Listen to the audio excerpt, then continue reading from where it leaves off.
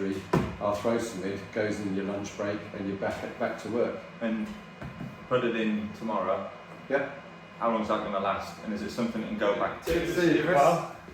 Ah, amazing having you back in the clinic. What have you been up to in London? Too much. Yeah. So much my knees are hurting for. Yeah. And I've heard the amount to speak to. Yeah, so look, Arthrosamid, this is an amazing, relatively new product, although it's over 1 million injections been done in knees, and it's this stuff, it's a gel injection. You get 6 of those in the knee actually, and it creates this spongy gel scaffold in your knee, so it stops the knee from, osteoarthritis from bouncing against each other, and it gets rid of all the fluid in the knee. It's really good. Is this for people that just have arthritis, or what sort of conditions? So synovitis, so with arthritis, so yes, I guess the answer is yes, osteoarthritis. Synovitis is where you get this huge amount of fluid. Someone said my knee's really swollen. Yeah.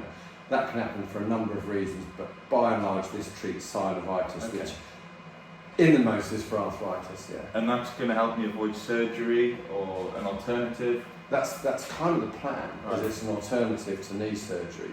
So there are many people that can't have knee surgery for various reasons. There are other people that just don't want to have it.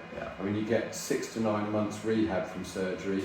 Arthrosamid goes in your lunch break and you're back to work. And put it in tomorrow. Yeah.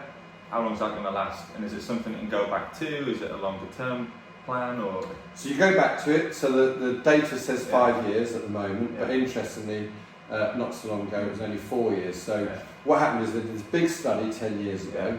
And it had some weaknesses in the study, and because this is growing so quickly, they decided to do a stronger study. So that stronger study's got 5 years of data, but anecdotally we've got 10 years of data. And how long has it been around? That's a good question to ask.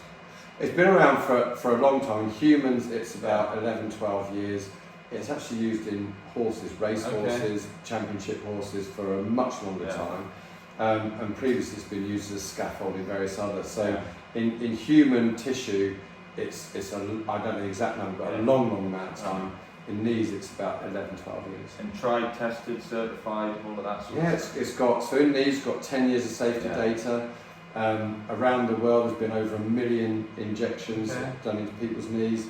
I think the safety data was so, I don't know if there's anyone. It's inert, so it doesn't travel around the body.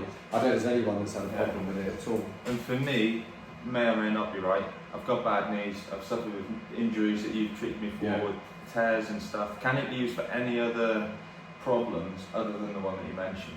So it's only licensed for knees at the moment. But of course, if you've got a joint with a capsule, this is going to work in the same way. But there are certain hurdles you have to get over in order to be accepted in the scientific world. Hips will be next, I think.